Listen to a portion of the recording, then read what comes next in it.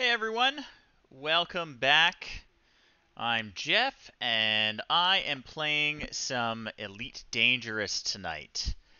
Now, Elite is a very long-running game series. I originally played the first Elite back on the Commodore 64, and I still enjoy it today, although I haven't quite bought into the latest expansion yet. Tonight we're going to be doing basically what I was doing last stream, which is exploring. And we are in an area of the galaxy called the Formidine Rift, and we will be charting some neutron stars that hopefully no one else has charted before. So, without further ado, let's get going. You'll note in the lower corner of my stream that Extra Life is about 6 months away. Every year I do a 24-hour gaming marathon, fundraising the entire time, and even now, if you were to check out my profile, for the Toronto Hospital for Sick Children. It's a really great cause. I appreciate everyone who donates every year, people who come out to support me during my 24-hour marathon. I stream the entire thing. I haven't quite decided what I am going to be playing yet, but I will keep everyone posted. So to get started on our charting, I will show you what I've got planned out here. So what I did, so here I am in the galaxy, Earth is over here. What I did was I grabbed my map and I filtered it for only some interesting types of stars. And I went through a section of the galaxy that's about, oh, how far is this one away? Yeah, about 1,300 light years across, and I bookmarked the coordinates of every single neutron star I could find in that little bit of the galaxy. It's not much, as you can see, but what we're going to be doing is slowly making our way through all of these during our play sessions, and charting these neutron stars. Now, the reason that's so important is that neutron stars are kind of a way to speed up space travel. You can grab the particles in the energetic jets that shoot out the top and bottom of these things, the poles, and it will supercharge your faster than light drive. I believe it's called a frame shift drive. It'll supercharge your drive so that you are able to jump about 4 times farther than you normally could, which, as you can guess, that speeds up space travel by about, well, not 4 times. If you were able to get to a neutron star every time you jumped, it would speed it up by 4 times, but it's significant. And the way people plan routes is it all relies on player-generated map data. There are all these online tools that take data that is being fed from players into a database and added to their own mapping system. So the game itself doesn't provide us with this functionality, but you can use all these third-party tools to chart your way around the galaxy and hit as many neutron stars as possible when you want to travel as far as possible, as quickly as possible. And because it's all player-generated data, it relies on explorers to go out and actually visit those systems so that they get updated in the database and people know there are neutron stars there. So every one of these we're going to try and ensure no one has ever visited before. We can't tell. I'll just pop up. I've got a little nearest star chart here in the corner. You can see everything within 400 light years of me. And what we're going to do is basically just ensure that the systems we're jumping to don't show up on this list. So you can see there's one system at 74 light years that I have visited before. You can see there's one visit beside it. There's another one at just under 100 light years, and that is saying I haven't visited this system, but a player has visited this system, and they've uploaded the map data to these third-party tools. So we're going to avoid those systems too. If they show up on this list, we don't care about them. And in the meantime, so that we don't run out of fuel, because we could easily get into a situation where we're just neutron jumping after one after another. Neutron jump, neutron jump, neutron jump. We'll run out of fuel. So what I've done is I have disabled in my route planning the jet cone boost. Normally, the game will try and plot you a chart that takes you through neutron stars. But if you're just going one neutron star at a time as close as possible, it's always going to take you one jump. And what's going to happen is we'll run out of fuel. So I don't want to use the jet cone boost because I want to, like what's happening here, we've got one stop before we get to our destination, which is a neutron star. And that'll let us fuel up as we go. Because it's really bad to run out of fuel when you are this far from civilization. And we don't want to embarrassingly call the fuel rats, who are a player group who will come out and rescue you if you don't have any fuel.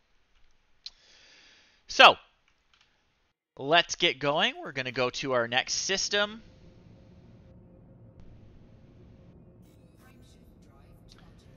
We're going to jump over there. This says that it is a Class K star, which is something that we can scoop fuel from. If you look in the lower right there, my little fuel indicator, the blue highlighted section is how much fuel this jump is taking. And you can see, because we started jumping, that's now gone. And I like to keep us topped off. That's my personal preference. I like to keep things as full of fuel as possible. You can actually jump farther if you have less fuel because it's less weight, and your jump drive actually works better the less your ship weighs. But I prefer to play it safe and lose a couple light years on my jumps and not worry about running out of fuel. I'll actually show you here. You can view my ship's statistics. You can see that currently with full fuel, I can get a little over 78 light years in one jump. And if I had no fuel whatsoever, I could get about 81. So that's really not a huge difference. Some people who really like to ride the razor's edge will put off refueling, but I would rather play it safe. So let's scan the system.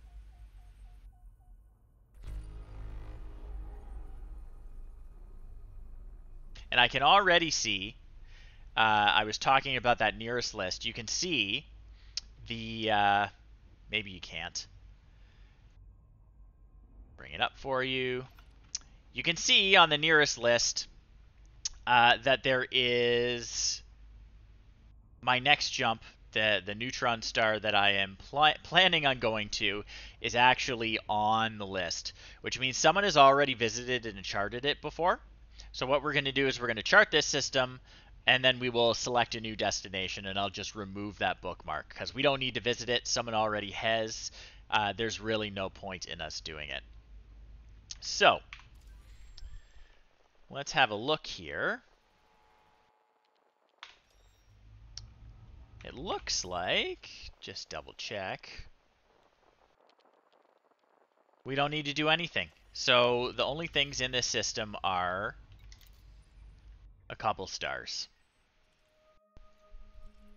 And no one's ever charted them before. You'd see their names on them if you did. So my name's going to be on these stars, which is pretty cool. So let's head back to that galaxy map.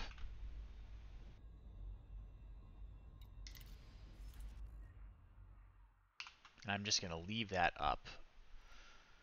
Okay. So we're just going to... Okay, we've already moved the bookmark. That's fine. Let's take a look. What would be our closest neutron star? It looks like this guy here. And he's only 33 away. He's certainly not on the chart. So we'll delete that bookmark because I don't want to accidentally visit it again. and we will get going. That's where we're headed.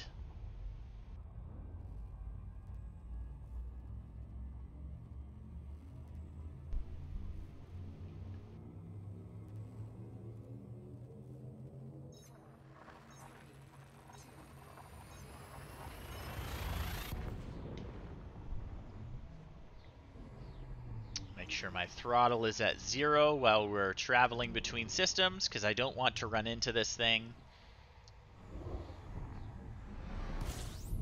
Okay, this is... Ooh. This guy's got some pep.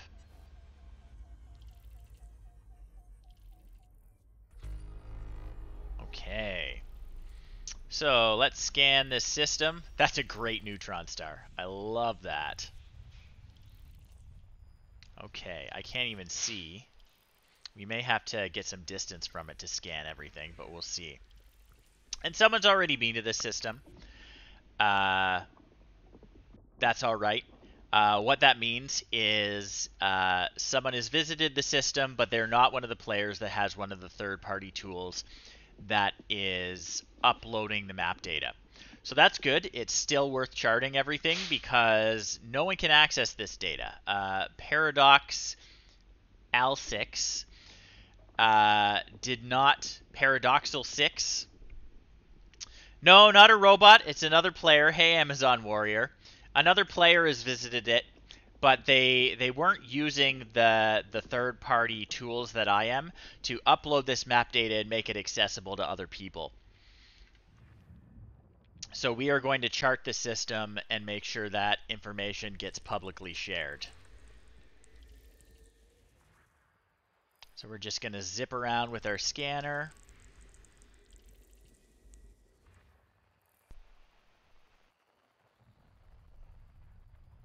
And yeah, I have a feeling we're probably going to need to move because I can't see anything. It's so close to this neutron star.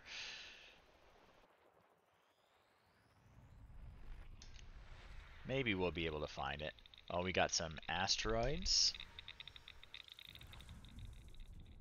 Oh, it looks like we will manage. Okay. So that's it. We got them all. But that's a fantastic neutron star. Let's look at this system map. So this guy...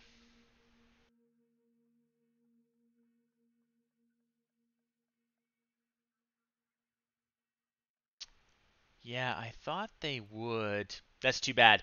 It doesn't tell you how fast it's rotating in the stats. Because it looks like it's rotating pretty quickly. It does vary from neutron star to neutron star. Most of them are not this wild. They're a little more relaxed. This one's also quite close to another star, which is really cool. And looks like there's a third one down there. Yeah, it's a cool system. All right. Just a moment. Have to let a sad cat inside.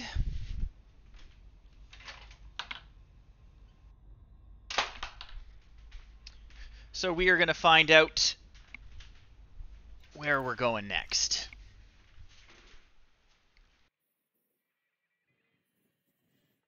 Looks like this one.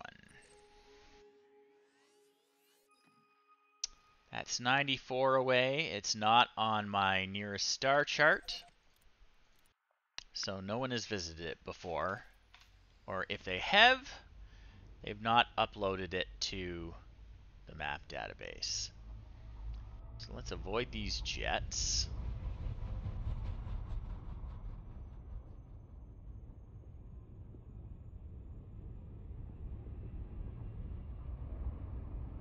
Get lined up to go to the next system. I just don't want to be too close when I kick in my drive, or I'll overheat. So it looks like this is going to be a couple stops. Yeah, 2 jumps. Next system is a Class K star.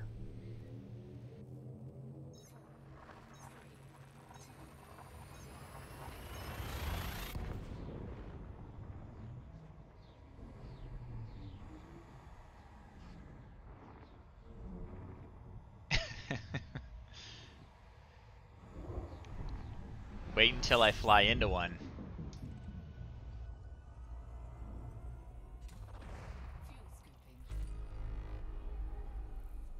Fill up the tank.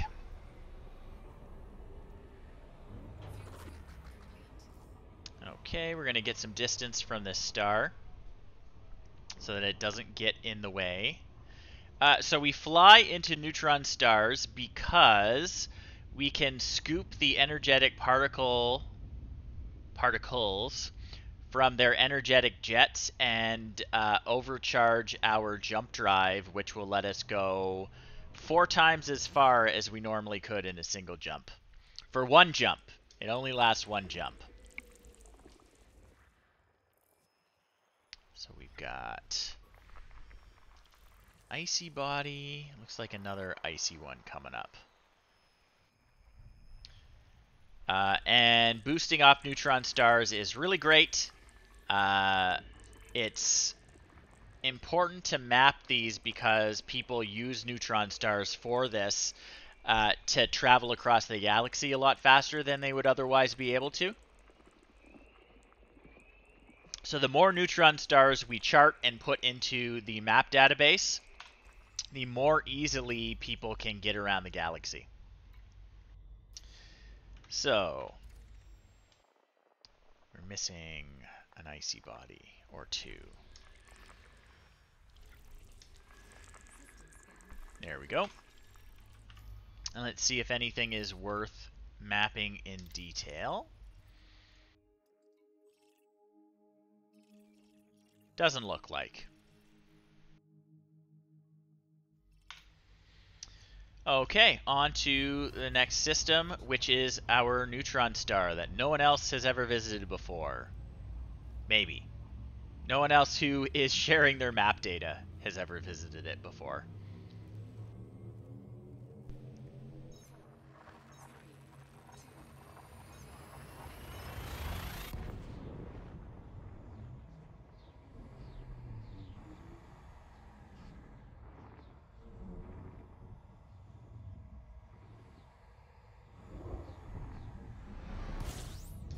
Okay, yeah, this one's a lot more calm than the other one. This is pretty typical for them. They're a little lazier than that first one we found. So there's nothing else worth looking at in this system. We've scanned everything. So let's go back to our galaxy map.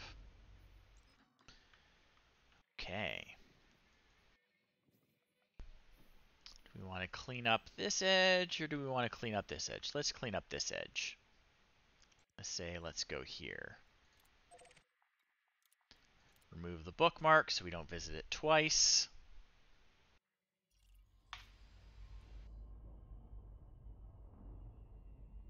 Fly past this thing.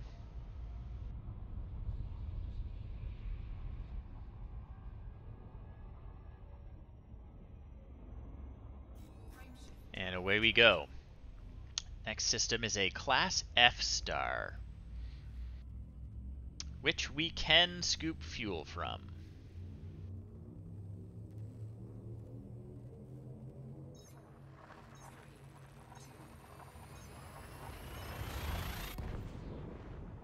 And we will.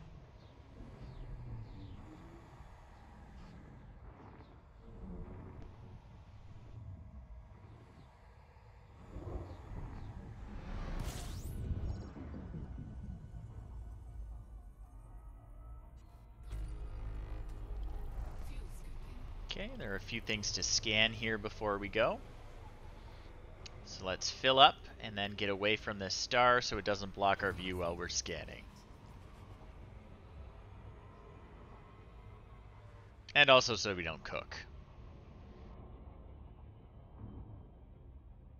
So I like to get far enough away that our heat drops below 40%. That's usually about enough distance so that the star doesn't block our view when we're spinning around with our scanner like this. So we've got that guy. Got a couple here.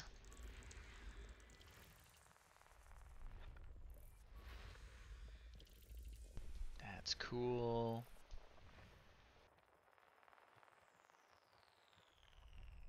There's another one there. Got a tune for it. Looks like it's a water world, possibly. So water worlds are always worth scanning. They're super valuable. Looks like we may have another one in the system, too. If we can find it.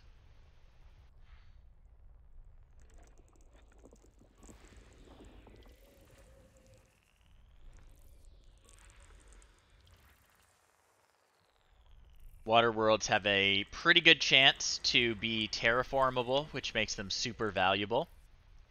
In-game, the reason you're mapping is because people will pay you money when you turn in your exploration data. So there's another water world there.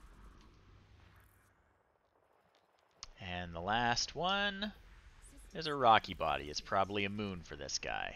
Yeah, that's what it looks like. So, let's have a look at our system map. Not worth... Oh, that's terraformable. We've got a metal content world that we can terraform. One water world we can terraform. And the other water world, not as terraformable, but it's still worth scanning. So we're going to get 2, 3, and 4. And we're going to scan them. So let's find out what's closest to us right here. Looks like 2 is for now. We're going to go take a close look.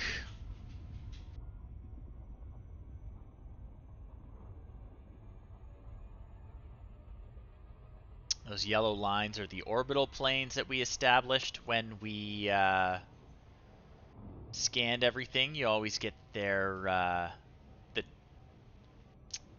whole outline of their orbit and all the statistics for it. So, all water? Yeah, it's a large portion water. When we park, we'll take a look at the description.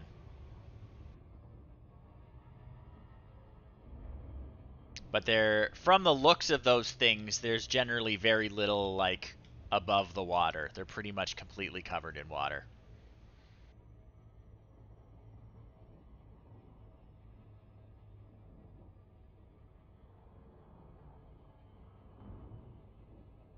But we'll see when we get to one. This guy is a high metal content world.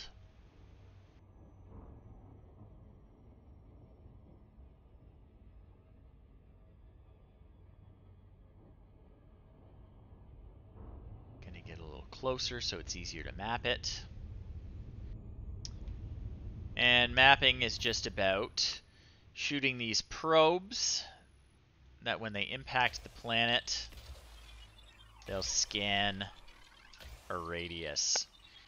And you want to do it in a small number of probes because for some reason you get more money when you turn in your data if you've hit your efficiency target. Bam. Okay.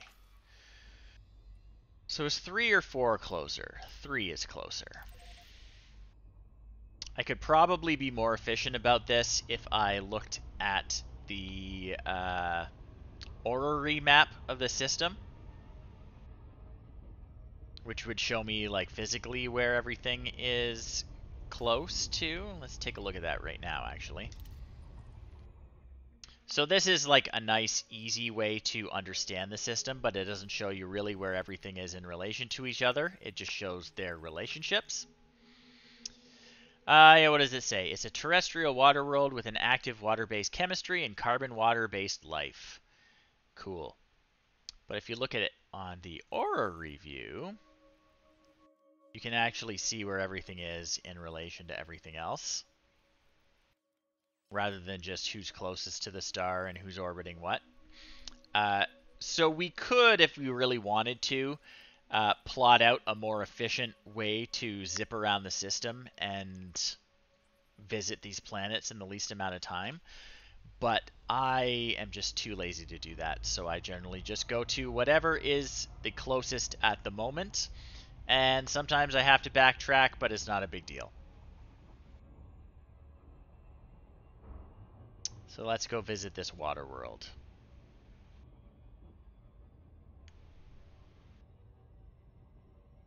Maybe we'll see Kevin Costner there.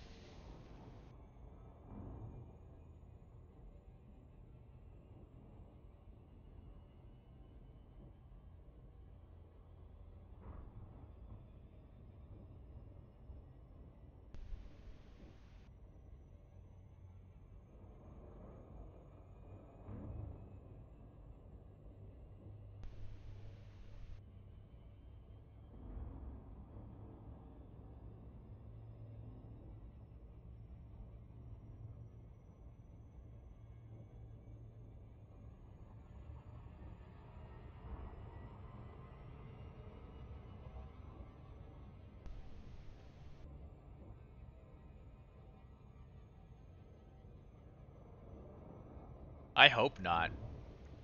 I think one is enough.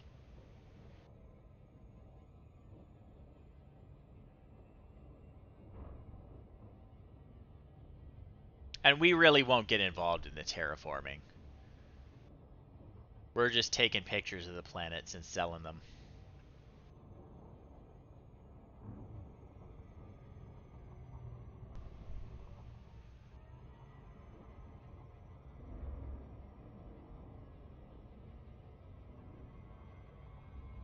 Uh-oh, did I speed up too much? I sped up too much. We got a slingshot around.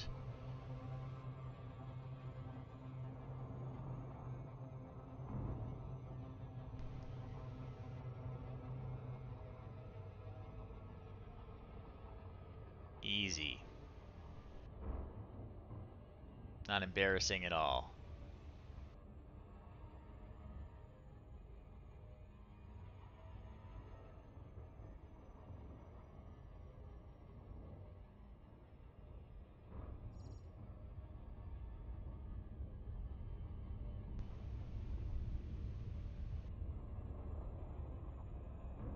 Okay.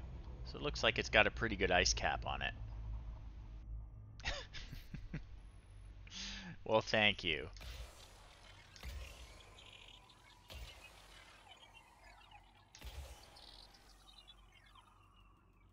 I think that technically that's actually the fastest way to get close enough to scan. Because you stay faster for longer, but I'm not very good at doing it on purpose.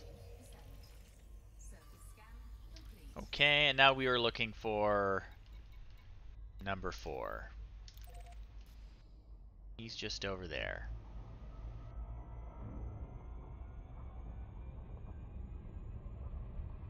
Goodbye.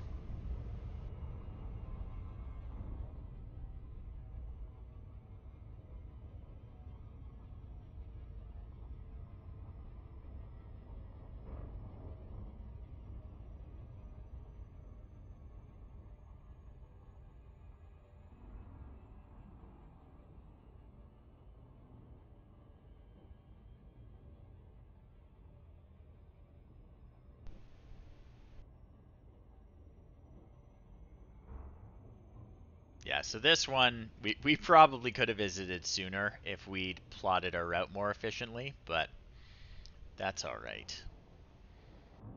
It really doesn't take that long. We're going to get pretty fast.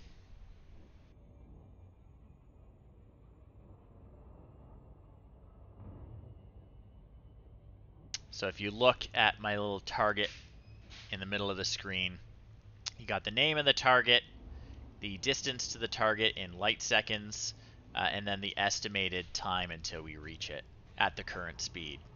But that changes faster than you would think because we are accelerating. Our ship can only really calculate how fast we're going to get there based on our current speed. So it's never really quite accurate. It doesn't take the acceleration curve into effect. A lot of things can change it. When you fly near something with a lot of mass, it slows you down.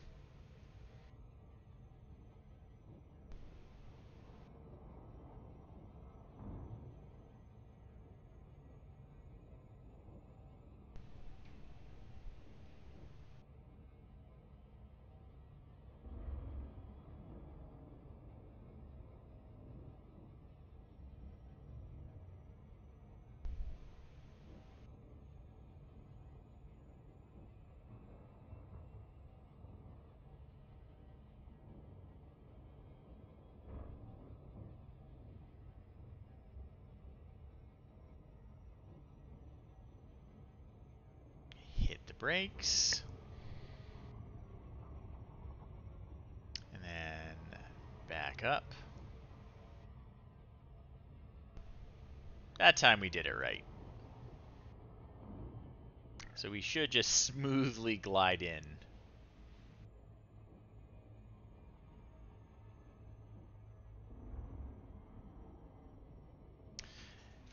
No, we're not really looking for anything in particular, just interesting star systems. I have decided that I am looking for neutron stars, but really there's no reason you can't just wander around. There's no goals out here, no people. When you're closer to inhabited regions, there's more stuff to do. But I quite like the nice calm exploration. See, that is a nice water world.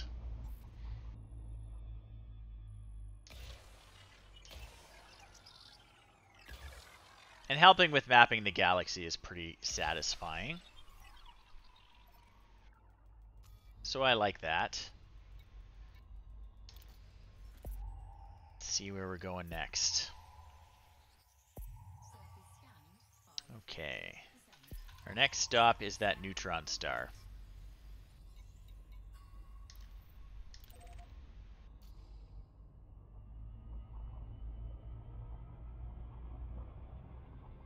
Let's get lined up.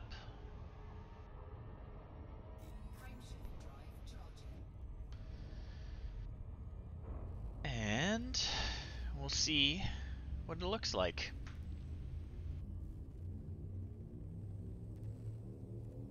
But yeah, one of the things I really enjoy about this game is that you do get to set your own goals. If I wanted to, I could build myself a cargo ship and just carry around, I don't know, pork chops or cigarettes and sell them where people want them.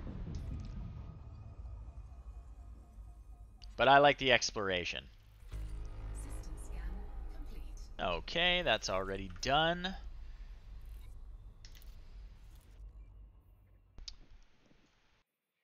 Looks like we gotta zip up here.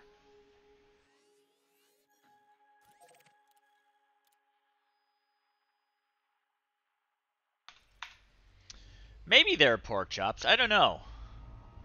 I don't do a lot of cargo trading.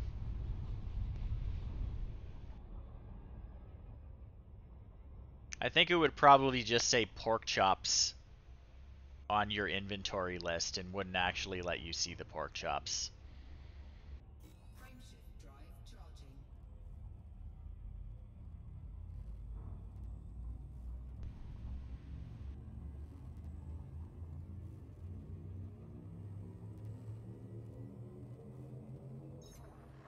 This will be our neutron star at only one jump.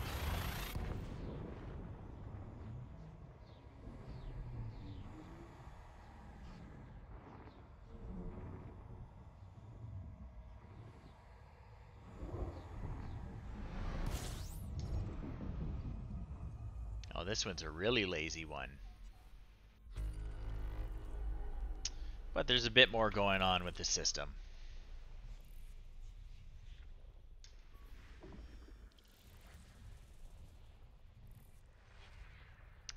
Tend to get a lot more heavy metal content planets when you are in a neutron star system, which makes sense because you don't get a neutron star unless something bad happened to a younger star.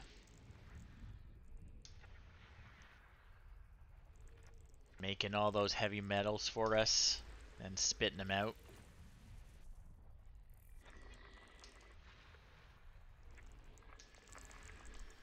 Icy. Also icy. Looks like we've got 3 more and they are all high metal content. 1, 2, 3. Let's see if any of them are worth mapping.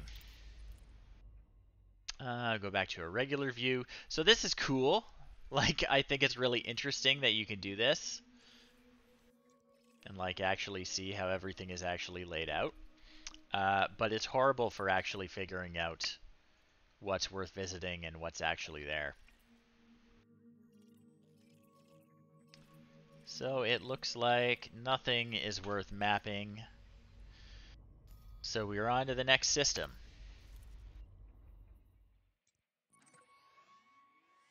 This guy.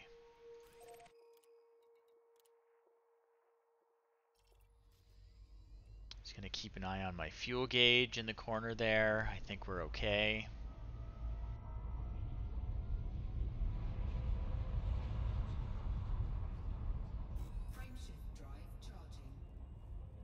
But I don't want it to too many one jump to a neutron stars in a row. As you can supercharge your fuel with a neutron star, but you can't actually get more fuel with a neutron star. You gotta use another star type.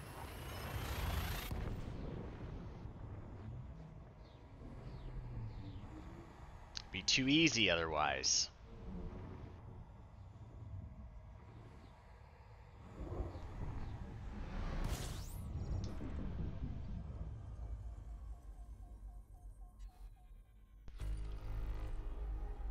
Okay.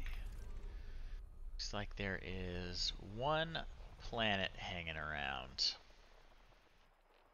Where is he?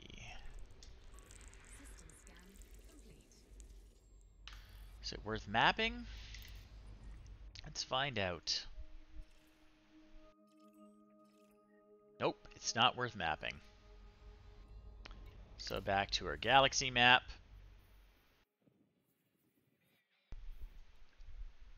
We'll just continue nibbling away at all these bookmarks I made of all the neutron stars. And there's some other stuff in there too, but mostly neutron stars.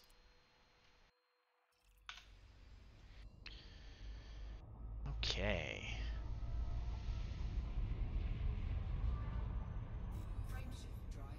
So we can refuel at this next one.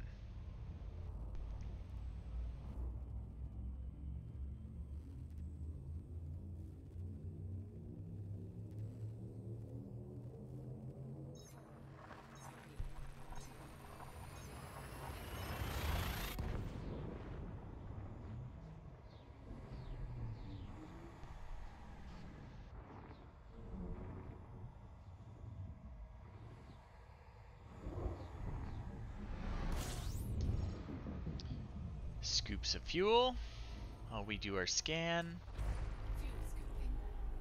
There are a few things to look at here.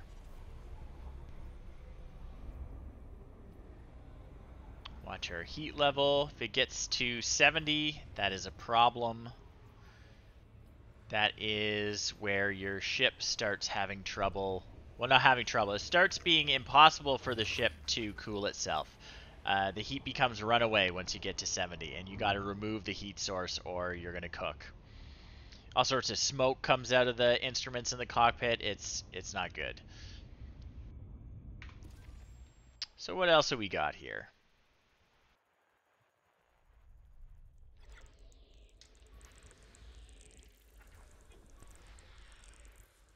Couple of those close together.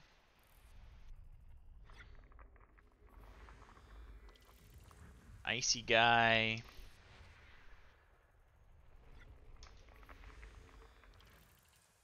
Nothing particularly interesting from the look of it.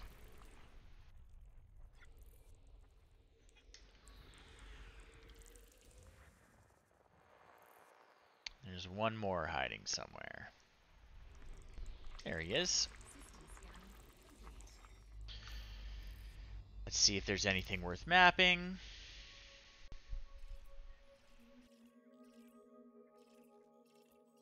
Nope. On to the next system.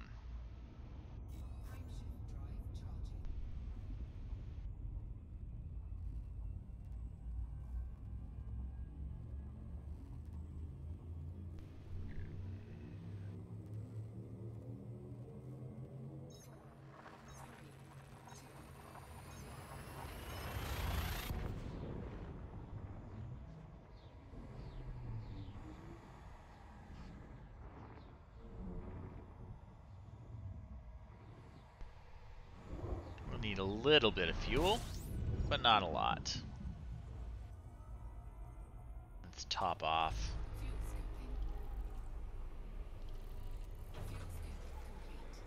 Okay.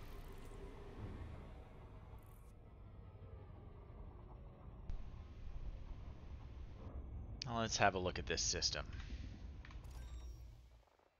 Looks like we've got a water world here. That's exciting.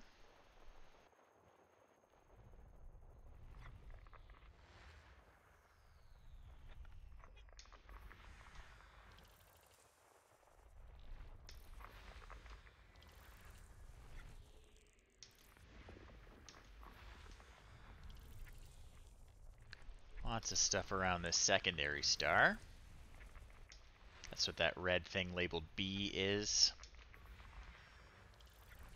You always jump in around the primary star, which I believe is usually the most massive star in the system. I could be wrong. But there may be other stars in the system. Sometimes they are super far away.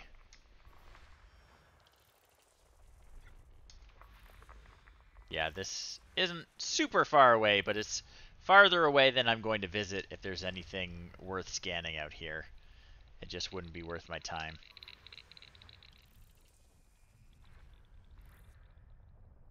Okay. So this water world is quite close, so we will map that.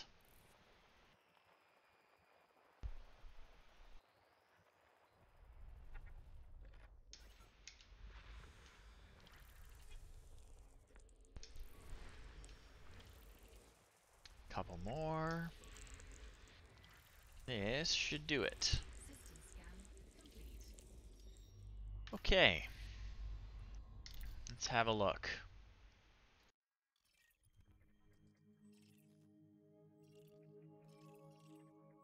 Doesn't look like anything is terraformable, so we are just going to visit that water world, and it's very close.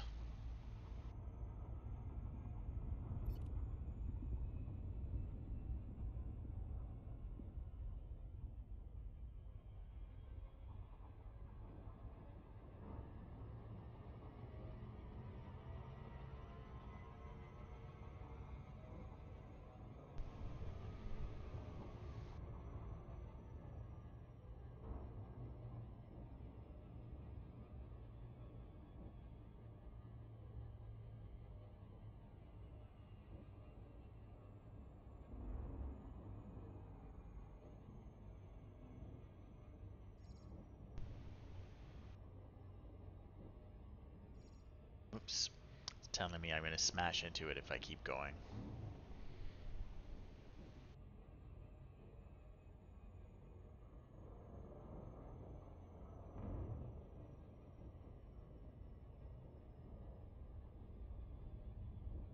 Just about there. Get a little closer.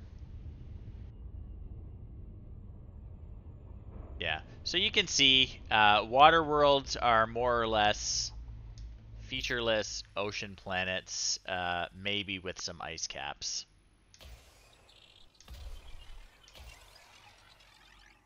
Some of them have clouds, others are just kind of hazy, like this one.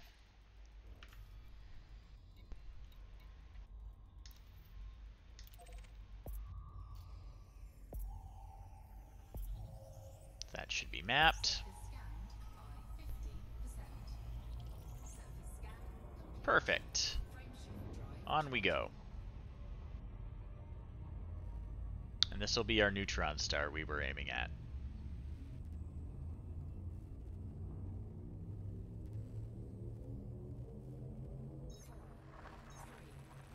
They do, yes.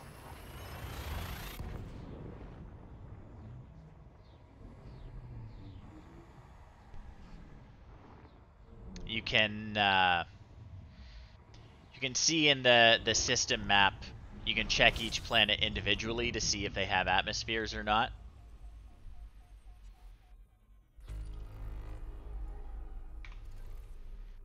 Okay. Where are you guys hiding? One planet. 2.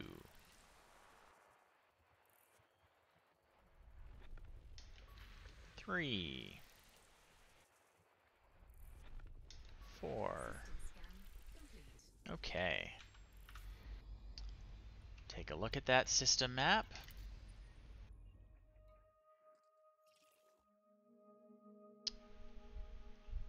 So you can see in the stats there is atmosphere type. And these all have no atmosphere. In fact, the little blue semicircle means that we can land on these. We can't land anywhere that has an atmosphere.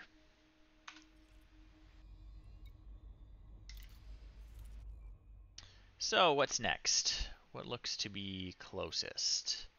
I think we're going to keep heading around this edge here.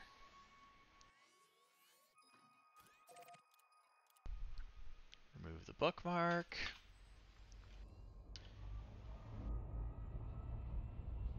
Gonna dodge that jet. And keep on our way.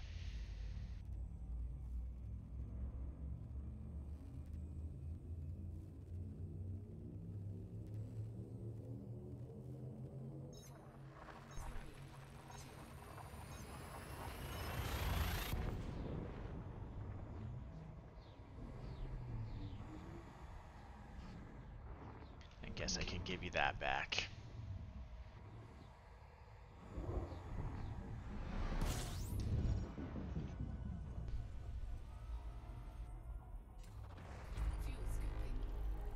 Okay.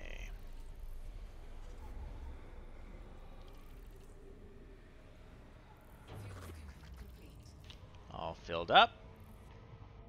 Put a little distance between us and that star, and we will see what else is going on in this system.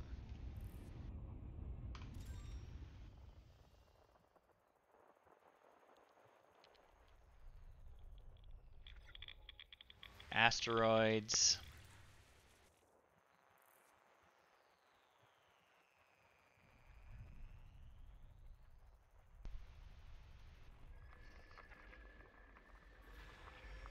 That's a cool one.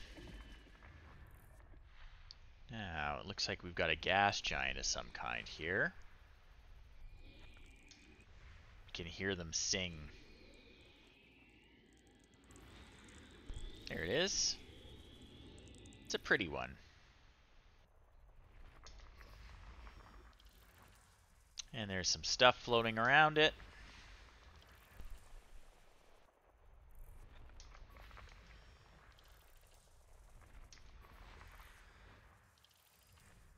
Looks like that might be it for him.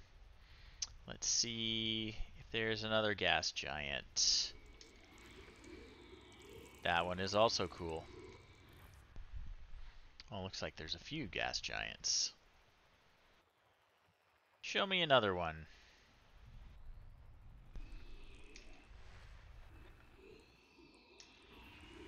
Right there. I think the rest are probably floating around it.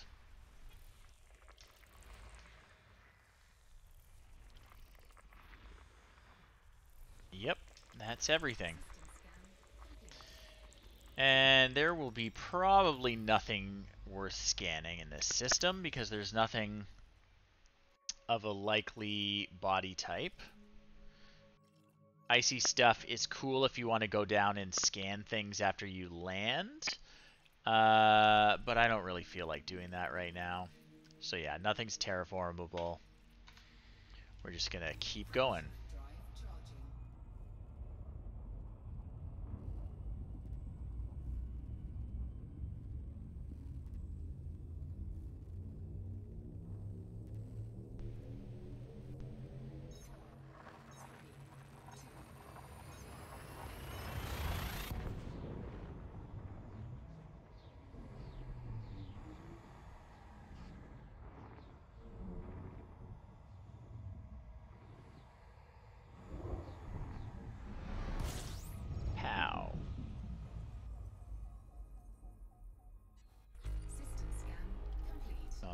right.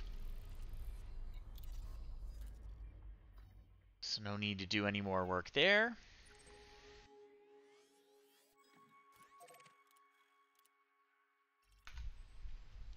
We'll just move on to the next one.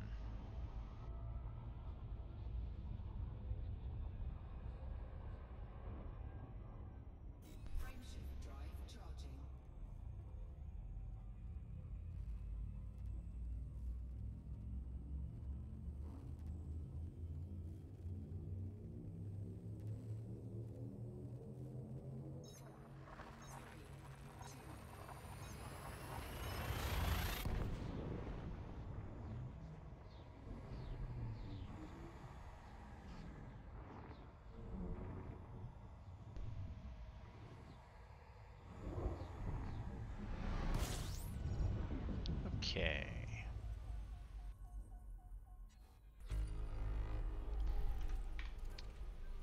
Small number of other things.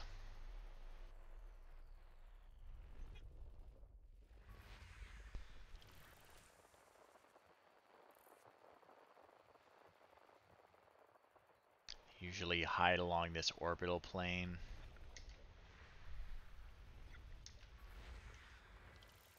And that's it. Are any of them super interesting and cool?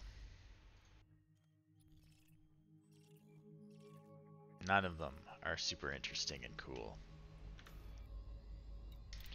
So where are we going next? I think we should go down to this one.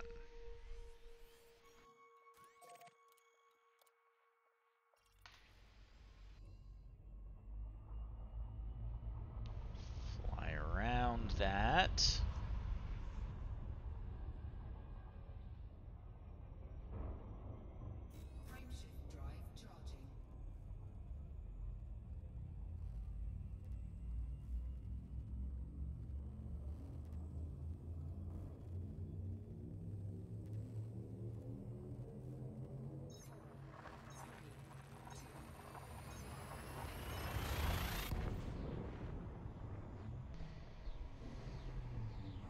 Fill up on gas. And we'll see what else is around.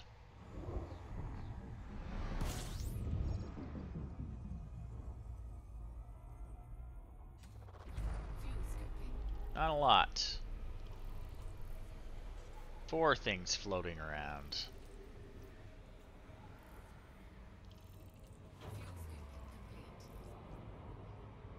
Okay.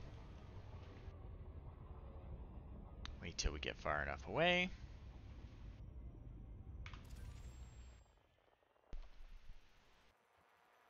Looks like we've got one. That's an icy body, so I'm not even going to bother looking at the map.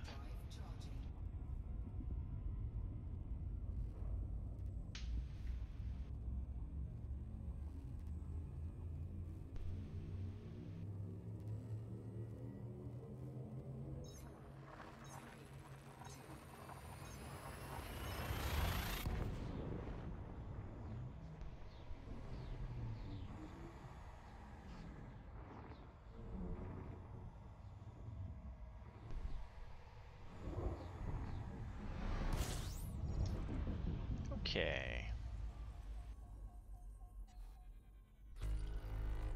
System scan complete. All right, that was easy.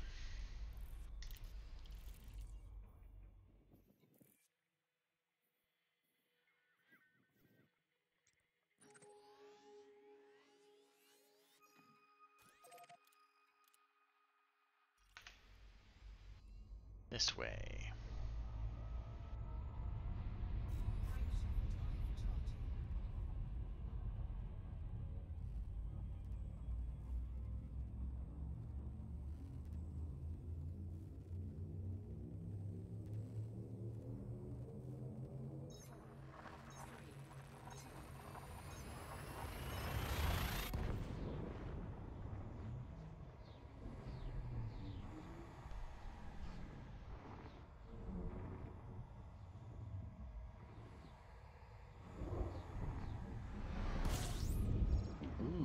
that's cool. Really close binary system. Try and get a better view of this after we finish scooping.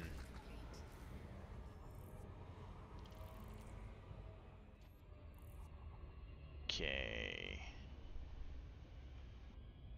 Give me the free camera. Yeah, that's cool.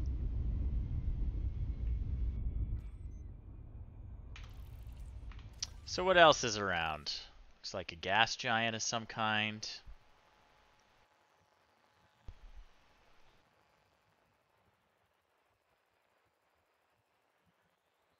Way over here. That is a cool system. Let's have a look at it. So you got 4 stars and a gas giant.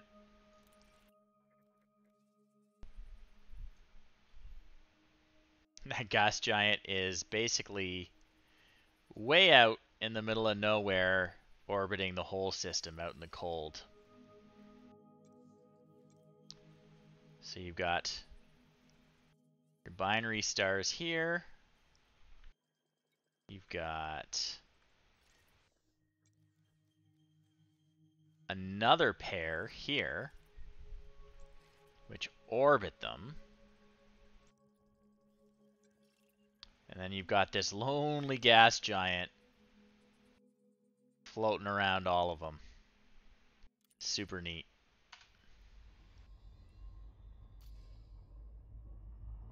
Onward.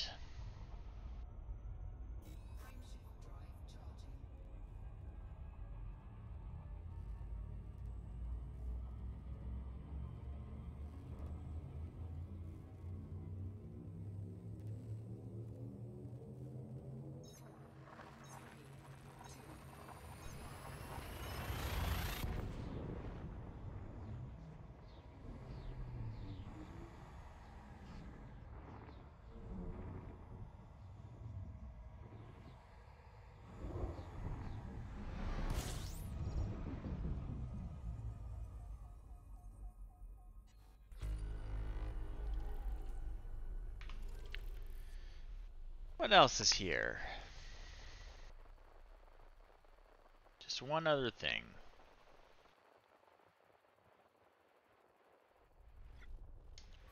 System scan complete. Is it worth mapping? It is not. So, what's closest? Do we go down? Do we go back across? I'm gonna go down.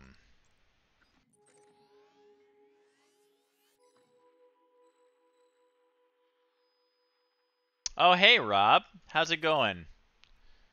We are just doing some exploring. We are charting neutron stars, which is what this colorful fellow is. And they are super useful to chart because if you fly through those energetic cones coming out the poles, you can supercharge your engine and travel 4 times as much distance as you normally could. Yeah, and maybe we'll find some pork chops, but I doubt we're going to see any pork chops until we get back to civilization, which is a long way off.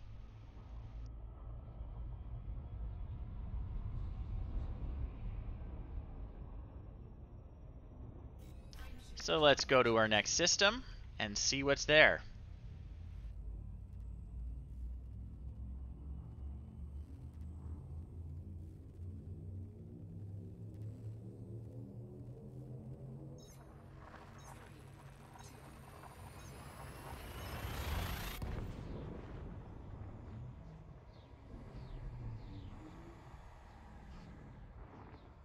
What do we got? I wasn't paying attention to what the next star is. Okay. It's one we can scoop fuel from. System scan complete. And it's the only thing in the system. That's easy.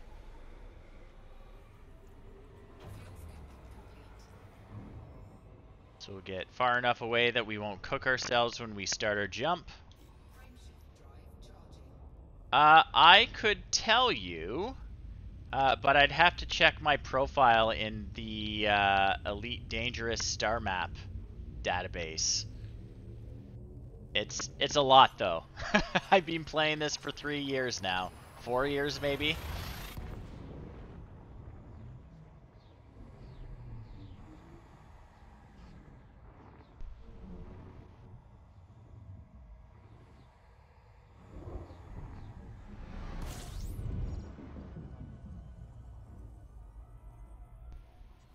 System scan complete. Oh, another one that only has stars. That's cool. Means we can zip right to this next neutron star really quick. Frameshift drive charging.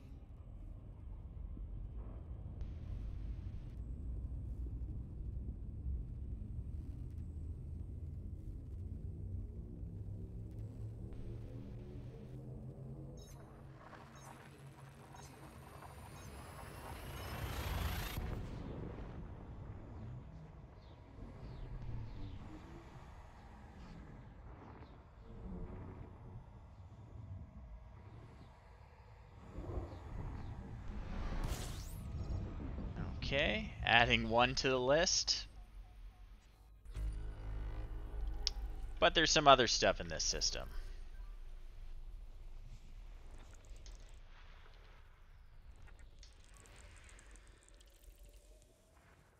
Okay.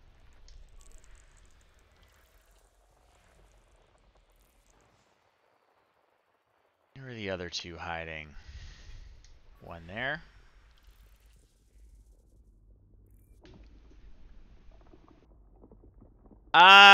Playing it on and off, Rob. So it's kind of an MMO. Scan complete. So you keep the same pilot the whole time. There's not really like permanent death. So when you die, what happens is if you had insurance on your ship, you do get your ship back after you pay the deductible. But you just zip back to the nearest system, and you start over again. So it's basically one big long campaign, but it's not really. I mean, there's an ongoing story as the developers add stuff to it, but a lot of it is kind of like the player run stuff. So you make your own fun. It's all open. I would say open world, but it's more like open galaxy. And it is, I won't say it is a one-to-one copy of our galaxy, but it supposedly has the same number of stars our galaxy does. So you can see over here is where Earth is. I've got some bookmarks here. And some other places I visited, I've made some bookmarks just because there's interesting things. But I'm just charting this little, like, 1,200 light year across blip over here where no one lives, just because I thought, I'd never been out this way, and not many people explore out here. So that's what I've been doing. There is, it's called EDSM, but it's a player on the Elite Dangerous Star Map. And what it does is it takes data from third-party tools that players run, and it uploads it. And it makes it available to the public. So all this mapping data that I have is going into this EDSM database, which allows other people to use tools to plot their travel more efficiently, among other things. And neutron stars are really important to that because, again, they let you boost how far you can jump. And if they're not visited by someone who's using one of these third-party tools, the third-party tools don't know about them. The game doesn't let you actually directly pull data from it. It doesn't have an API or anything. So everything that these third-party tools do relies on players like me actually going out and mapping and sharing the data and making it publicly available. Uh, so the more neutron stars I visit, the easier it will be for people to travel through this section of space because they'll be able to plan ahead of time. I know all these neutron stars are here and I can zip through real quick, which is kind of cool. You can contribute to the community like that. And when I get back to an actual station, I get money for all the things I discover, which is pretty cool. But all of these, I am sticking to stuff that's not in the EDSM database, which means either one, no one has ever visited it before, ever. No player has ever gone to it. Or someone has, but they haven't been using one of these third-party tools that shares their data.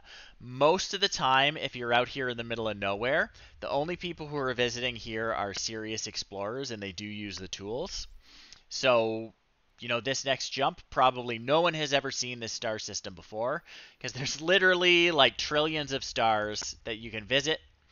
If we look, all the stars you see in the sky, you can actually visit those. Those are actual other stars. We're in a pretty empty portion of the galaxy right now, but let me try and find. We steer ourselves toward the middle of the galaxy. There it is. There's the Milky Way. But your perspective actually changes from jump to jump, and those are all like actual stars that you can visit, which is pretty crazy. So the star systems are procedurally generated. And there's literally no way, even if you did have API access to the game, there's no way you could pull information about what's in that system from the game itself, because the game itself doesn't know until someone visits that system, and it creates the system for them based on the algorithm. So we're jumping to the next system. No one's ever been there before. No one knows what's there. We're going to find out.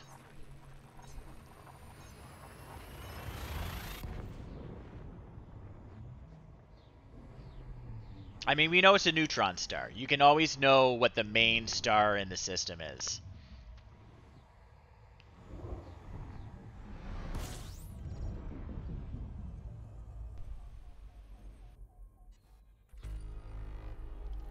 And there's a bunch of other stuff, so we will scan and pinpoint it all. It's nothing particularly interesting, but it's nice to know exactly what's here.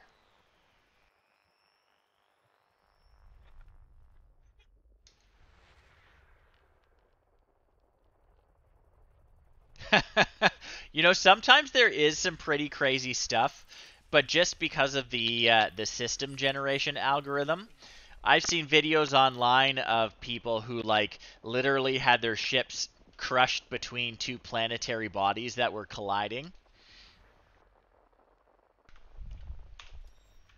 No mayo jars, but there's some pretty cool systems. I saw one person who found a system that had a planet that actually orbited through one of these energetic jets, and they landed on the planet to see what would happen. And what happened was they got cooked. So that's pretty cool. So we're going to check and see if there's anything worth mapping in detail. And there's not.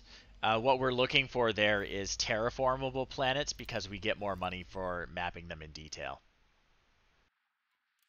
Can remove that bookmark.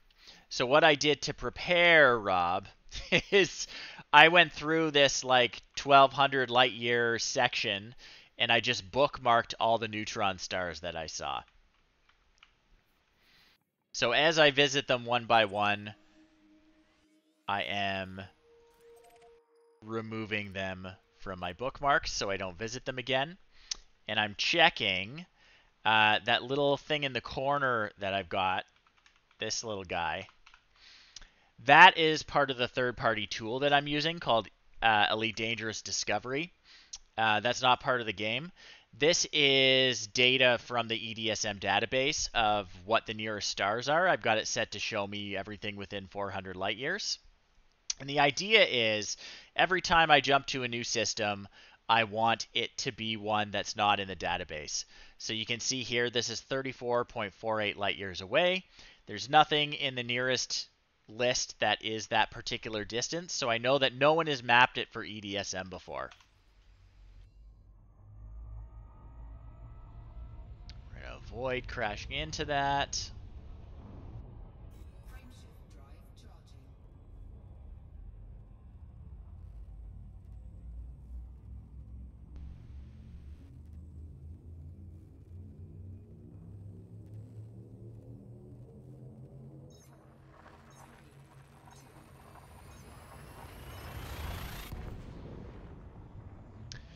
Out here, basically never. Once in a while, I'll find a system that someone else has been to before, but I've never just randomly run into someone way out in the black, like where I am now. If you're in more civilized areas of the galaxy, like, they call it the bubble, I think. So this area in here, Earth's in here somewhere, but this has lots of space stations and settled planets and all that kind of stuff, and you're going to run into people out there, especially if you're going anywhere with settlements. Sometimes they're friendly, sometimes they're not. You can play in solo mode if you want, which means you only run into AI players. But most of the time, people play open. So it's, if someone's there, you're there. And yeah, good luck. Hope it's not someone who's intent on making you have a bad day. Because it really sucks to come back with 6 months of exploration data and get yourself blown up by another player before you can turn it in, because you lose it all if you don't turn it in and you die. That's never happened to me, but I think I would quit the game forever.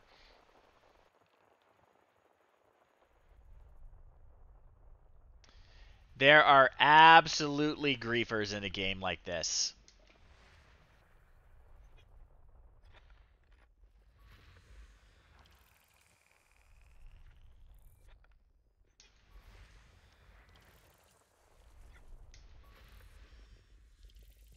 Yeah, it's pretty bad.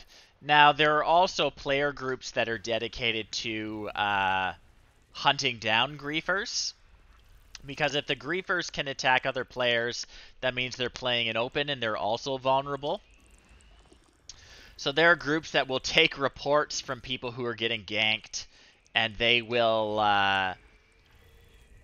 hunt problem players down, and they'll remember their commander name so that if they ever see them again, the same thing will happen. So if you're a griefer, you can get blacklisted by these player organizations. And to be honest, there's a lot more friendly players than there are unfriendly players. There's a group called the Fuel Rats, and what they do is they help explorers who are dumb and run out of fuel in the middle of nowhere. You go to their website and you say where you are and that you ran out of fuel, and they will send someone out with fuel to come rescue you, which is pretty amazing. Sometimes it might take days, and you have to coordinate with them because travel is pretty slow and the galaxy is really big. But the fuel rats will come and rescue anyone who is actually out of fuel. It's pretty cool. What else are there? There are player groups for doing what I'm doing, where they pool their resources and plan their expeditions. So they actually divvy up sections of the galaxy that they're exploring so that they can do it more efficiently. There are player anti-alien groups because there is an intelligent alien species in the game that does not like us, called the Thargoids. Their spaceships look like flowers, and they are not friendly. But there are groups dedicated to like hunting those things down and getting them out of human systems too. So really, it's everything you're going to find in any game that is make your own fun. So let's see if any of these planets are worth mapping in detail. It doesn't look like they are. Not even anything really that makes them worth landing on. Yeah, the Thargoid ships absolutely look like that. It's like they're deep space only. There's no way one of those is landing on a planet. And in fact, there are some planets that people have found that have crashed Thargoid ships on them that you can visit, which is pretty cool. Okay, where to next? Don't want to do this too inefficiently.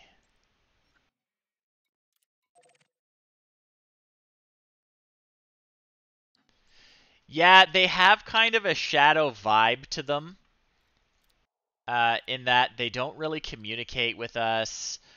Uh, they're incredibly hostile. As far as we know, they don't have agents infiltrating our cultures. But yeah, they definitely look alien. Like they're not mechanical, they're organic. If you look on my YouTube channel, there's actually a video of me being pulled out of. So when I zip to this next station, or not this next station, this next system, uh, I'm using what's called a frameshift drive to travel pretty much instantaneously about 75 light years. And this in-between place that I am in the meantime, humans call it witch space. Yeah, this weird... You're not traveling really fast. You're somewhere in between for a time. There's a lot of theories that the Thargoids actually come from there because their drives don't work like ours. If you look on my channel, there is a video of me playing, and I've been traveling through witch space like that, and a Thargoid literally plucks me out of it in between systems, and it scans me and then it flies away. But it literally pulled me out of that witch space jump and just left me in between stars. If I hadn't had enough fuel to keep going, I would have just been doomed. Oh, did I already scan? I don't think I scanned. Yeah, it's pretty cool. Like I said, check the channel. It's a video worth watching. It scared the crap out of me when it happened the first time, because I had no idea that that could happen. Uh, but then, you know, I looked it up and found out that it's actually quite common. Or not common, but a lot of people have it happen to them if you're flying in particular regions of space. But apparently... No, it's a previous one. It should also be on the Elite playlist. I think it's just called Thargoid Interdiction.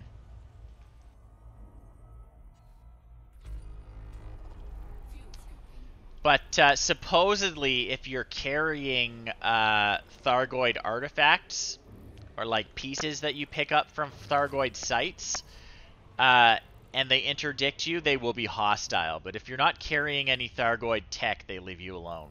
So I was lucky.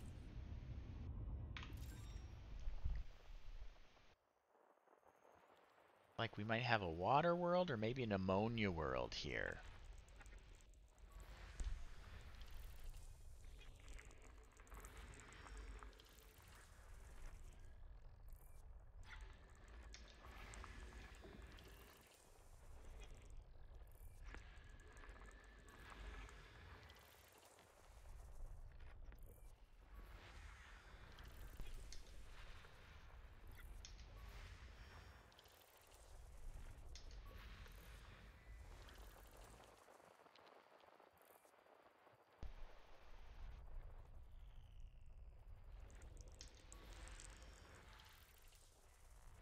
So speaking of Thargoids, Ammonia worlds are what we're pretty sure Thargoids naturally evolved on, or they prefer to live on them, because that's what they tend to grab when they colonize a system.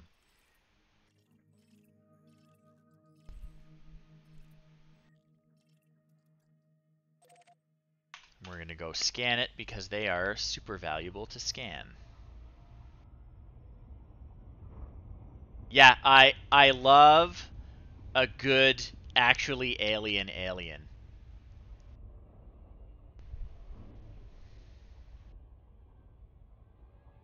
If you do get into the lore, we totally deserve them hating us though.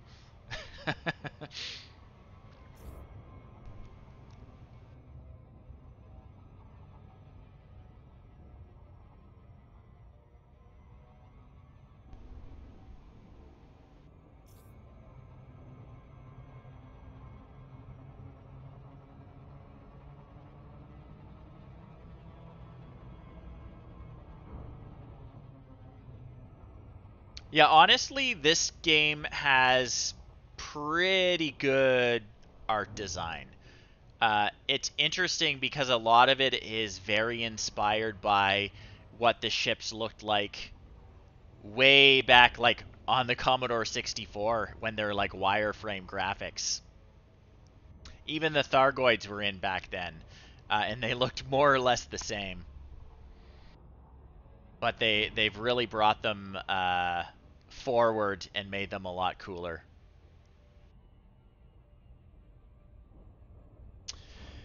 The combat really grew on me, Oprah. At first, I hated the combat too. I found it really slow and floaty. Uh, but once I started playing around with, you can turn off your flight assist, which makes it so that your ship's computer doesn't compensate for the fact that Newtonian physics are a thing. Once you turn off flight assist, you can actually take advantage of the Newtonian physics, and you can do really cool spins. You know, you're traveling one direction, and then you flip around so that you're facing the opposite direction you're traveling, all Babylon 5 style. Once you start getting into flying like that, then it's super fun. But the problem is combat is not lucrative, and you spend a lot of money on munitions and repairs. And yeah, honestly, I do 99% exploring.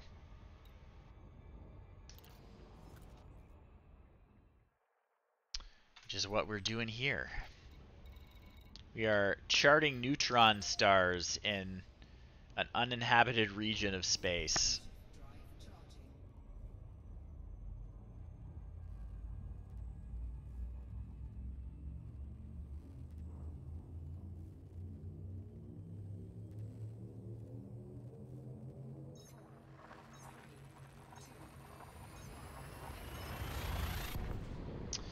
Yes. In certain regions of the game, there are ruins of a now extinct intelligent species. System scan complete. In fact, we call them the Guardians. But some of the modules on my ship, my frame shift drive booster, and I think my power plant, yeah, are hybrid Guardian human technology that we've reverse engineered from stuff you collect in their ruins. It's pretty cool. Okay, we got everything here. Yeah, depends on when you last played it. I don't have the latest expansion because I have like zero interest in playing a crappy first-person shooter in a game that really only appeals to me for the flying around in spaceships part. But they added ground combat, which is really silly. But you know that's what happens when you listen to the loudest, whiniest fans. But apparently it's terrible. Uh, I don't have it yet. Timeshift drive charging. What else? Yeah. The previous big update added landing on planets, and you drive around in a little moon buggy, but you can't actually like walk on foot. That's what the latest expansion does. Yeah, I find it like I love the exploration. I love the lore. I like participating in the community events because I find the story really interesting. But for the most part, I just like this nice calming zen of like seeing star systems that no one else has ever seen before. Sometimes you see really cool stuff just because it's all randomly generated when you get to it. Sometimes there's just some really wild systems that you'll stumble across. But for the most part, it's just like a nice, relaxing. Uh, Someone on a previous stream described the exploration as kind of like fishing, because you're just kind of like out by yourself, uh, seeing what nibbles and hoping for something really exciting. But for the most part, not really finding anything particularly worth writing home about.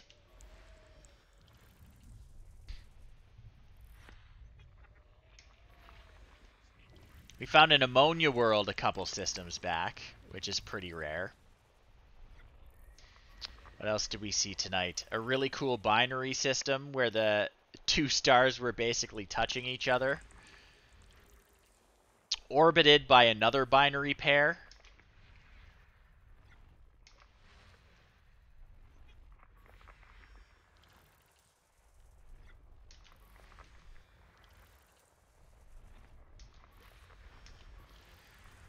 But this system doesn't look too interesting. Maybe some of these heavy metal content worlds will be worth mapping, but probably not. System scan complete. So let's see. Are any of them worth taking a look at? Yep, so we got two that are terraformable, which means I will get mega money for scanning them. Exactly. We're going to scan two of them up close.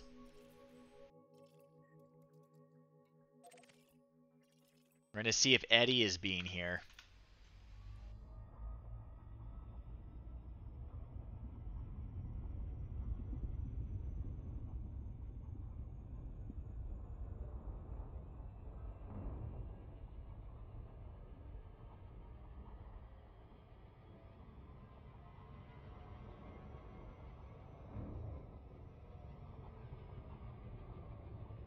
I could automate this process.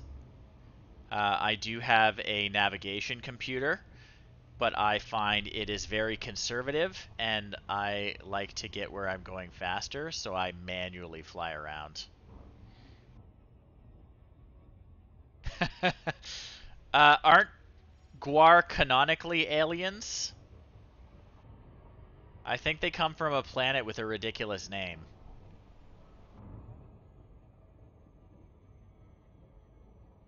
I'm almost positive they are canonically aliens. Yeah.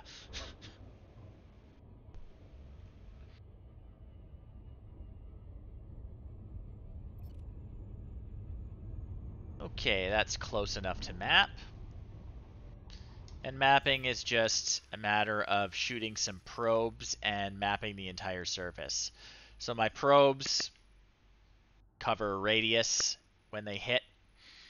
You can see this is sort of estimating where on the surface I'm gonna impact. Right there is the edge, so like beyond that is behind the planet from my perspective.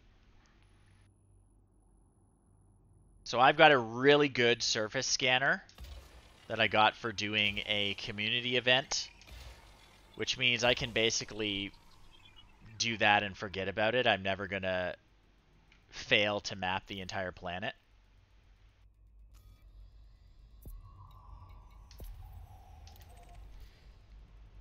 And you can have as many shots as you like, but you get more money if you do it efficiently. So that's what that efficiency target bonus is. So there's one other that's worth mapping. And it's pretty close. Relatively speaking, 430 light seconds away.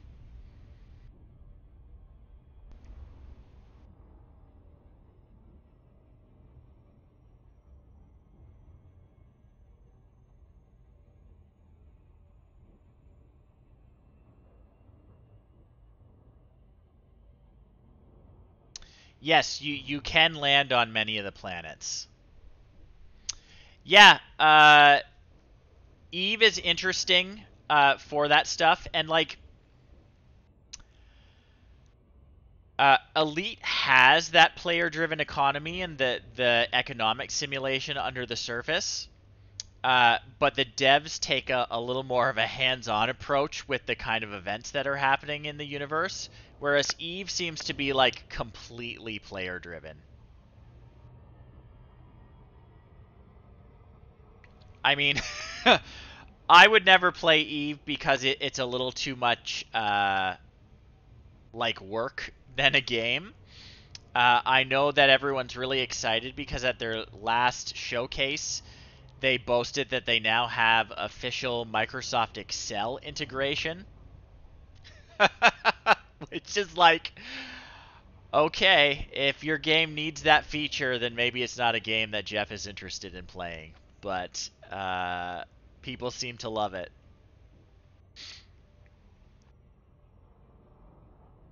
But yeah, the stories from that game are really good because it's such a time investment.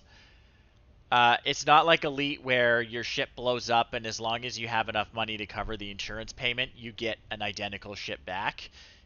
in Eve, when your ship is gone, it's gone, which is crazy.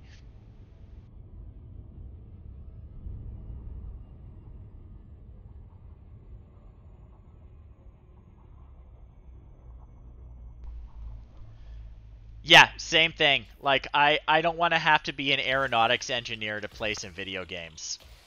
The most I've ever been willing to do to play video games is flight sims. I actually learned how to fly planes enough to play flight sims. But Kerbal Space Program is a step beyond that. You actually have to understand the science behind it.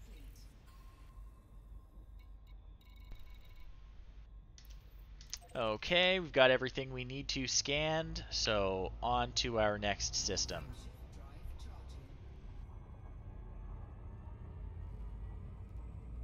Yeah, because in Kerbal Space Program, you're actually designing the spaceships that you're launching up there, is my understanding.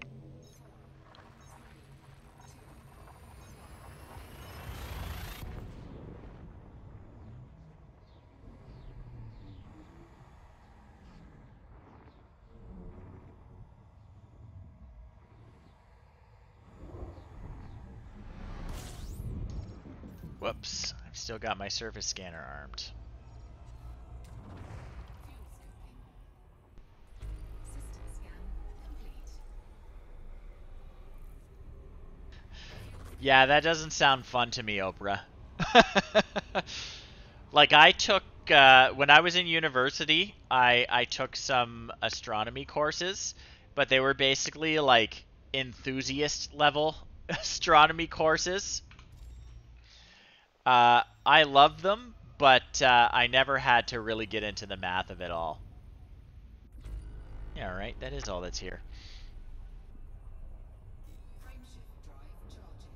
Like I understand what a perihelion is and why you're supposed to know it, but having to actually like calculate that crap is horrible.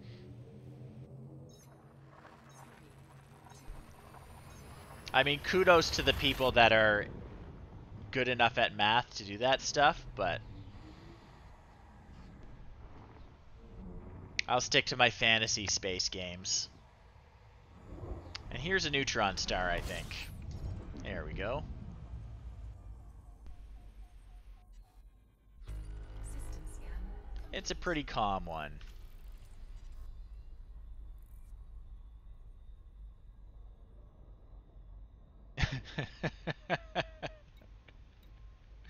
You know the prop has lost control when the astronomy class is talking astrology.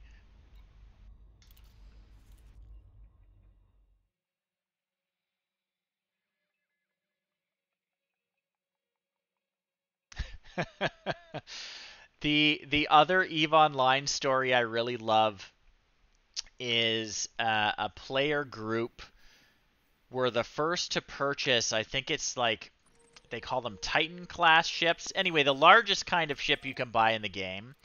And it costs real world money to get it, or tons and tons and tons of time invested with lots of people cooperating.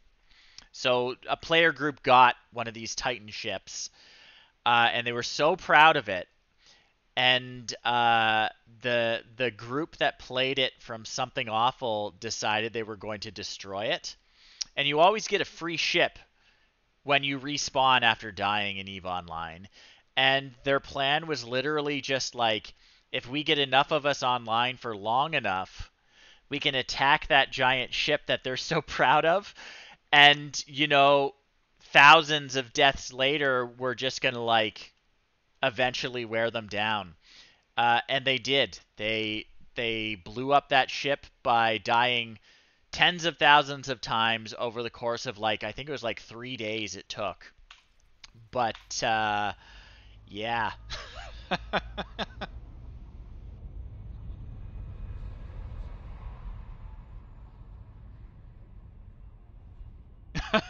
It's pretty mean. Yeah. Oh yeah. Yeah. EVE Online. Again, I've never played it, but I kind of follow it because, like Oprah, I find it very interesting. Frameshift drive charging. And yeah, battles in EVE take days and coordination and like actual generals for each side because it takes so many people cooperating for such a long period of time to take control of a system or whatnot.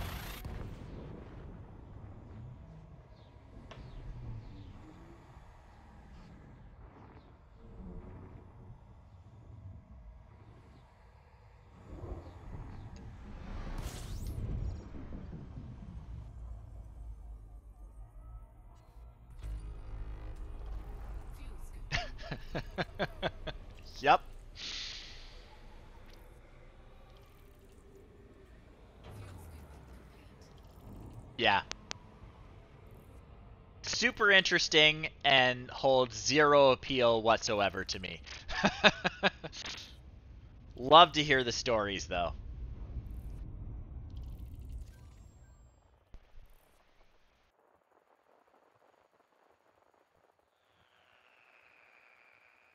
Yeah, it's bad.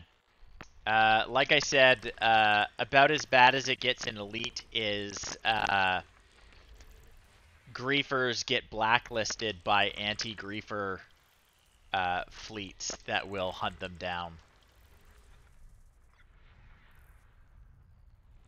Oh, actually, you know what? Okay, so okay, so there is a really great Elite story from a year or two ago. So what happened in Elite is they introduced a feature called fleet carriers. So a fleet is a player-run organization that you can join. It's like a guild or a clan or whatever you want to call it. Fleet is the Elite equivalent. And fleets can buy fleet carriers, which are big ships that you can park a bunch of other ships on and make massive jumps with. So, what they did was they basically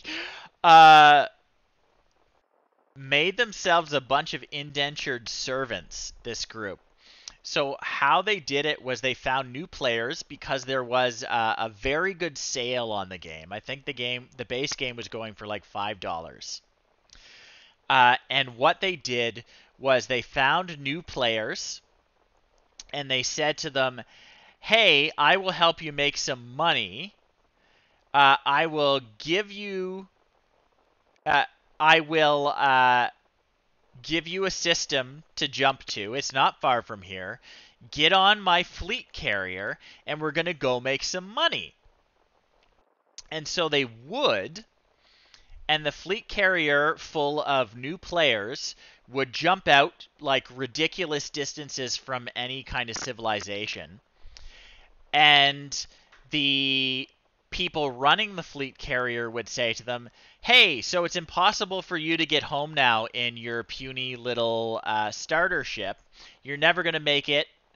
What you have to do is mine asteroids for us and sell them back to us for like an obscene amount. Like when a fleet carrier buys items, there's a tariff on it, and you can adjust it when you're running the fleet carrier. So you can say when someone sells asteroid minerals on your fleet carrier, you keep 90% of the profit, and the person who sold it to you keeps 10%.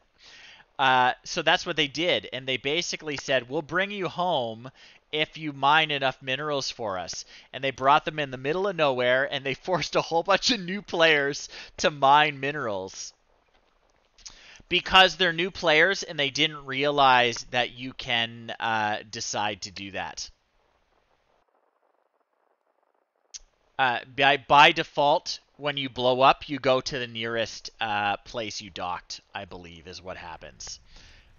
You have to choose not to keep your old ship, I believe, is what happens. So when you respawn, it says, "Do you want your ship back?"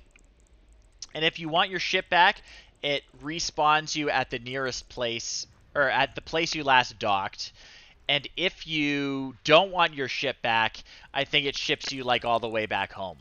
And these new players didn't know how that worked, or at least enough of them didn't know how it worked, that they managed to run this scam operation, and there were like actual like players finding new players and saying, "Hey, there's this scam going around. If someone offers this, don't do it." But yeah, that's about the worst it's ever gotten in this game. Indentured servitude. System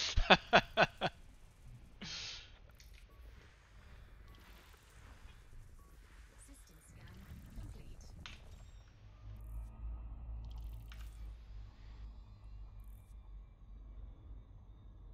Oh, yeah. Ultima Online was pretty good for all that kind of crazy stuff.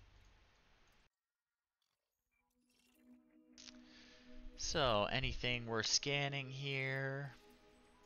Doesn't look like.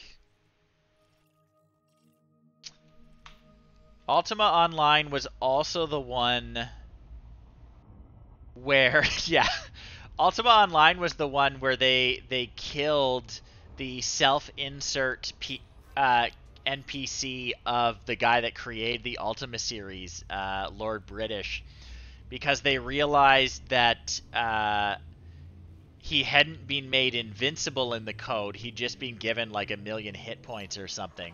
So they got like dozens of players to help kill him.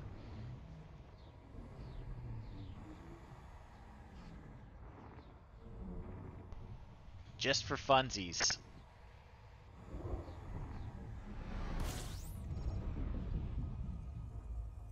Okay. Anything cool here? Looks like all high metal content worlds.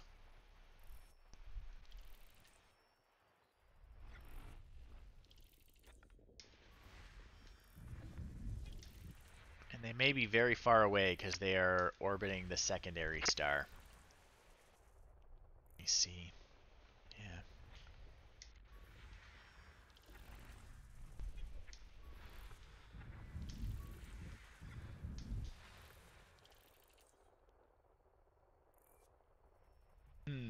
Haven't heard of that one.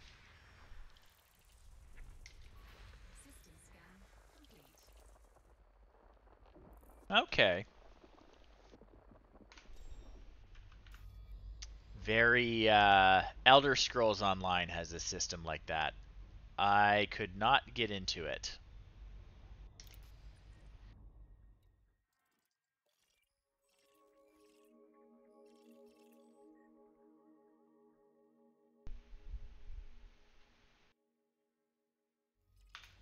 Oh yeah, I hate that. That's what killed what was it? It was Gwent. I stopped playing Gwent because there was an account wipe at the end of the beta. I freaking love the multiplayer Gwent.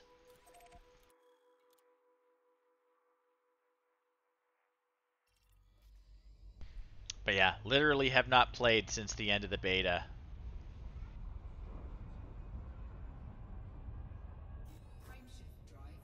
Okay, looks like this is just a single jump.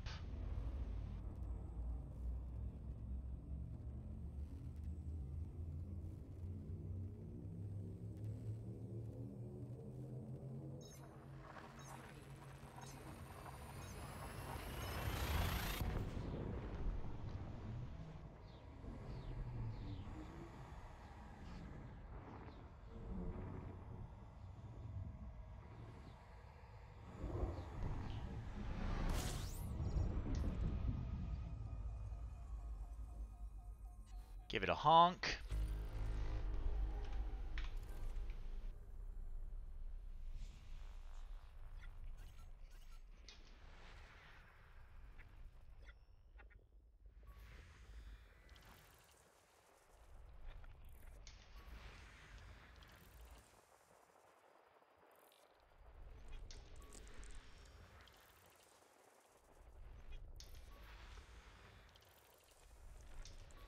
System scan. Okay. Anything good?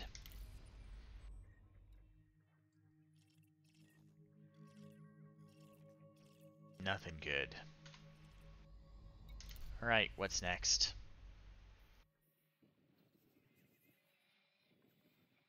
Yeah, I guess we'll sort of keep eating away at the outside edge of all these I bookmarked. That makes sense. Just sort of spiral in.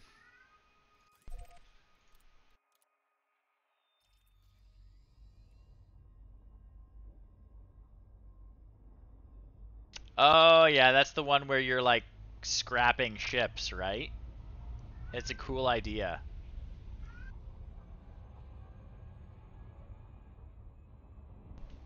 Frameshift drive charging.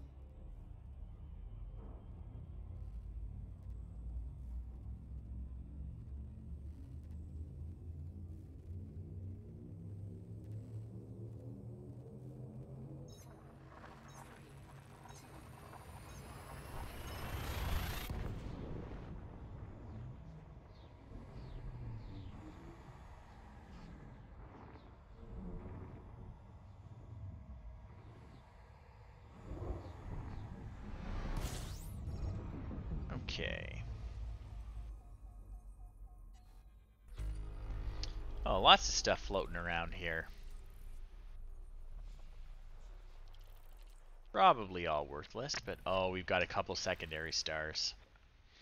That's why. Oh, someone's been here already. Well, guess that means I'm not mapping anything. Just scan it. So this is one that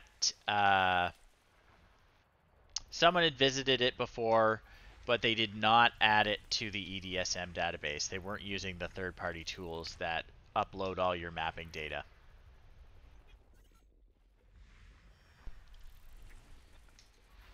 Come on, T. Kuvo. You got to share with the community.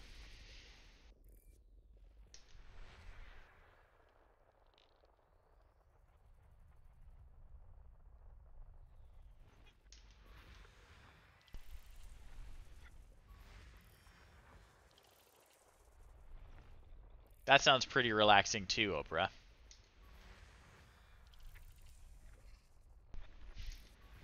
An honest living.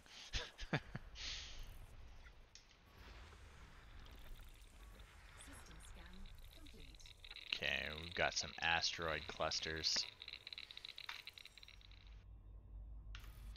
Okay.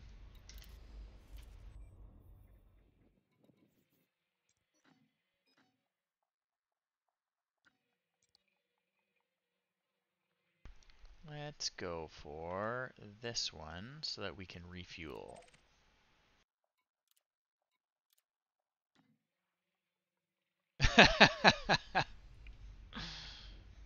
Fair.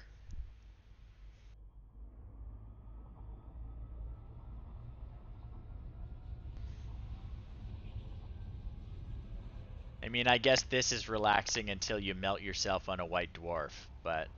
Frameshift drive charging. Fuel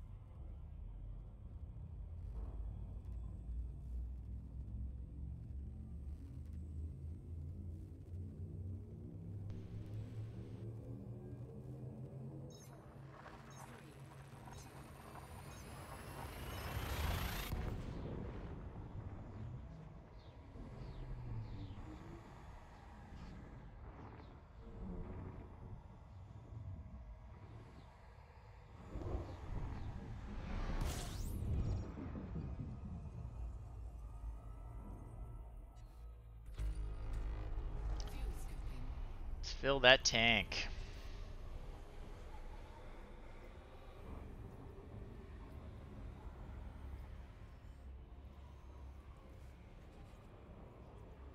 Fuel scoop complete. Okay. Put some distance between us and that star, and then take a look. Oh, we got an ammonia world from the look of it. That is very worth scanning. Or mapping, I should say. There it is there.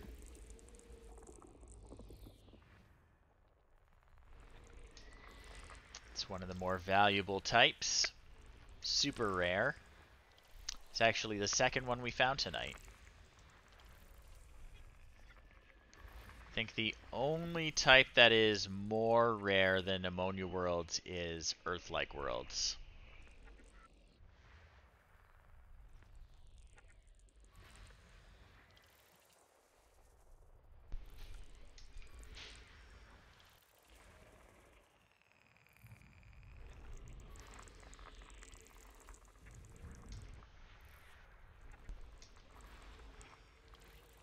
One more somewhere. System scan. There we go. So, are any of the others worth checking out? No. Just the ammonia world.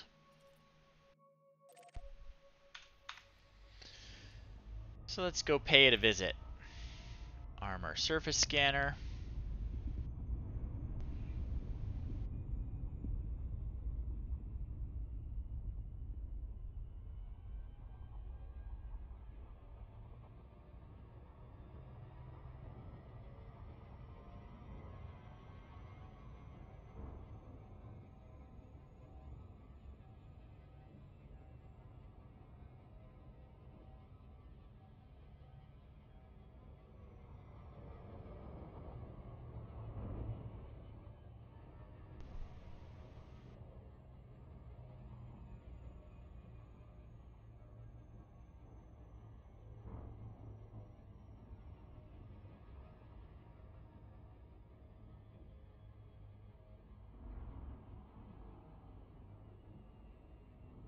Getting closer.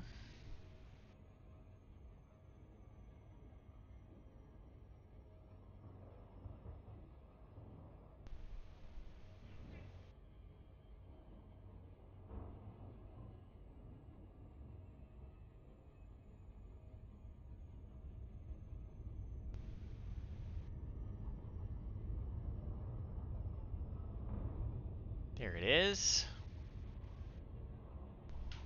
I would not want to land on an ammonia world. Just putting that out there.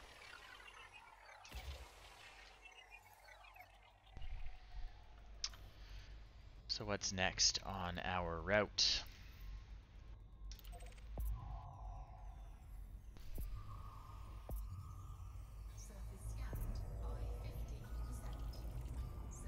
Got it. Frameshift drive charging. Four, three,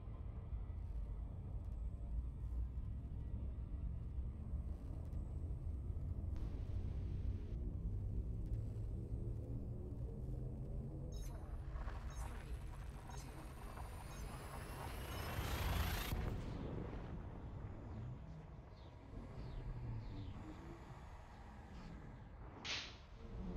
I think we'll be able to top off our fuel here.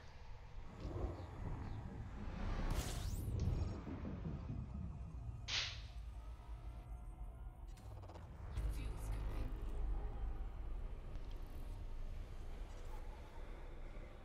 And there are a few things floating around for us to look at.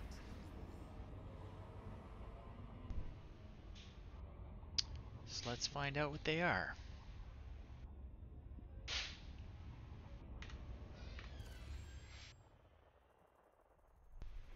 Got some big guys from the look of it. You can see the thing labeled filtered spectral analysis is how you find out what's out there. You gotta tune it. I'm doing that by twisting my joystick. You gotta tune it to the right signal.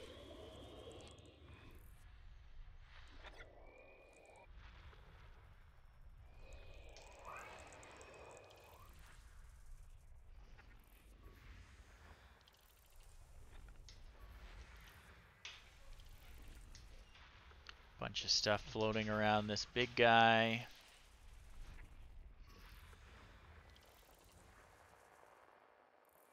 Okay, moving on.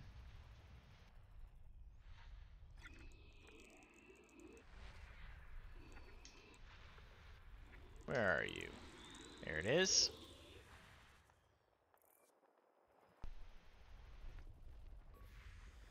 Everything else is probably floating around it. Yeah, that's definitely what's happening here. Moons.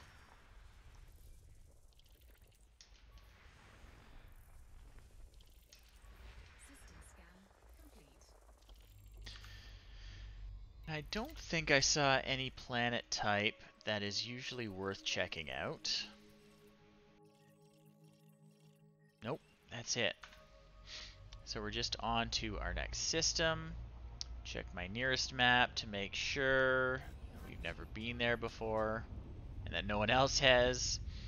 So it should be the case that no one has ever visited this neutron star.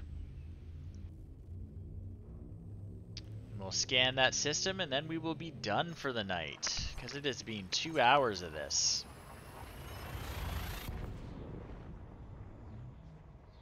Making the galaxy an easier place to travel.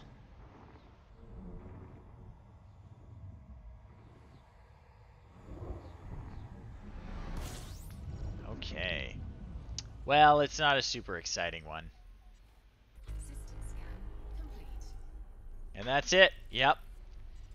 Let me see. I'll drop a link in the chat. You can actually track my journey.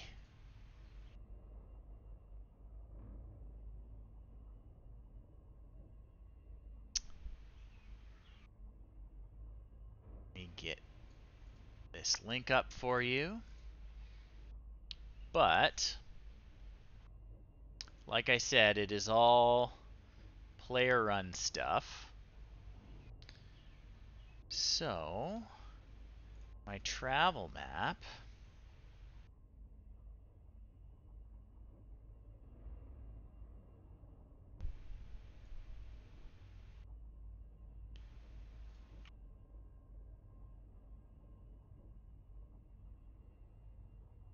is there for you if you want to check it out. You see everywhere I've ever traveled the entire time I've been playing the game. Very exciting. Anyway, thank you everyone for dropping in. It has been fun exploring an uncharted region of space. No one ever goes here, but maybe they will now that we've made it a little easier. I'm Jeff. I stream once in a while. I'm going to try and do it more regularly because in about 6 months is Extra Life. which is my big 24-hour fundraising marathon supporting the Hospital for Sick Children here in Toronto. You're going to hear me talk about it more and more as we get closer and closer. I haven't decided what I'm playing for it yet, but I will stream the entire 24 hours. It'll be fun for you guys, not so much for me, although I do enjoy it afterwards. During it has its moments, its ups and downs, but it'll be good.